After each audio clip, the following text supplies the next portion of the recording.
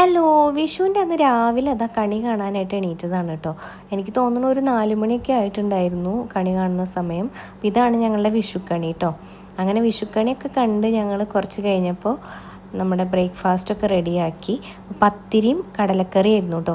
അപ്പോൾ എല്ലാവരും കൂടി ബ്രേക്ക്ഫാസ്റ്റൊക്കെ കഴിച്ചു. പിന്നെ പിള്ളേരെയൊക്കെ ഒന്ന് റെഡിയാക്കി അവർക്ക് വിഷുക്കോടിയൊക്കെ ഇട്ട് കൊടുത്തു കേട്ടോ. ഞങ്ങളങ്ങനെ വിഷുക്കോടിയൊന്നും ഇട്ടിട്ടില്ലായിരുന്നു, കാരണം നല്ല ചൂടുമാണ്, ഒന്നിനൊരു മൂടില്ലാത്ത അവസ്ഥ. ചൂടെടുത്തിട്ട് നമുക്കൊന്ന് റെഡിയാവാനോ ഒന്നും ഒരു മൂടില്ലായിരുന്നു കേട്ടോ. അപ്പം അങ്ങനെ അതാ ഇവരെ റെഡിയാക്കി നിർത്തി, കുറച്ച് ഫോട്ടോസും ഒക്കെ എടുത്തു കൊടുത്തു കേട്ടോ.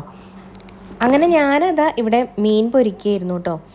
അടവ് എന്ന് പറയുന്ന മീനാണ് കേട്ടോ. ഇത് നല്ല ടേസ്റ്റ് ഉണ്ടായിരുന്നു. അപ്പം അത് പൊരിച്ചെടുക്കുകയാണ്.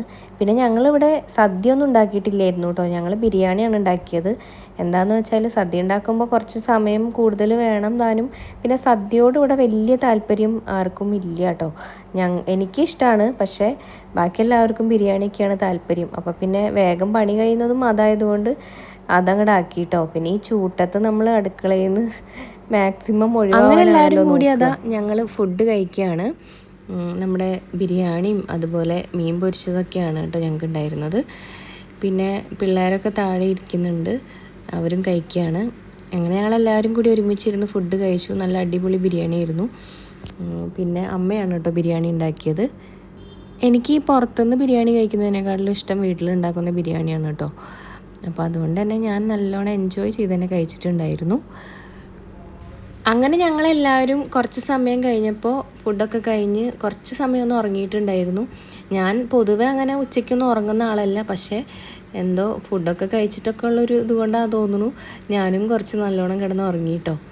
അങ്ങനെ അത് എണീറ്റ് വന്ന് എല്ലാവരും കൂടി ഇരുന്ന് അവിടെ കഥ പറയുകയാണ് കേട്ടോ.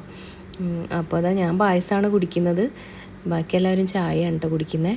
അതിൻ്റെ ഇടയിൽ അതാ പടക്കം പൊട്ടിക്കുന്നുണ്ട്. പടക്കത്തിൻ്റെ കാര്യത്തിൽ ഒരു രക്ഷയില്ല കേട്ടോ. അവിടെ ചെന്നപ്പം മുതൽ വരുന്ന വരെ എന്ന് പറഞ്ഞോട്ട് പടക്കം തന്നെയായിരുന്നു കേട്ടോ. ഒരുപാടുണ്ടായിരുന്നു കത്തിക്കാനും പൊട്ടിക്കാനൊക്കെ. അപ്പോൾ അത് രാത്രിയായപ്പോൾ വീണ്ടും തുടങ്ങിയിട്ടുണ്ട്. അപ്പോൾ അങ്ങനെ എല്ലാവരും കൂടി ഒരുപാട് സാധനങ്ങളൊക്കെ കത്തിച്ച് വിഷു ശരിക്കും നന്നായിട്ട് അങ്ങോട്ട് ആഘോഷിച്ചു കേട്ടോ.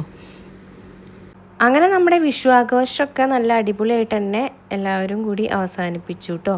പിന്നെ നാനുവിൻ്റെ വക എന്താ പറയുക, പാട്ടൊക്കെ വെച്ച് കുറച്ച് ഡാൻസൊക്കെ ഉണ്ടായിരുന്നു. അപ്പം അത്രയേ ഉള്ളൂ. വീഡിയോ ഇഷ്ടപ്പെട്ടാലൊന്ന് സബ്സ്ക്രൈബ് ചെയ്ത് സപ്പോർട്ട് ചെയ്യണേ. ബായ്.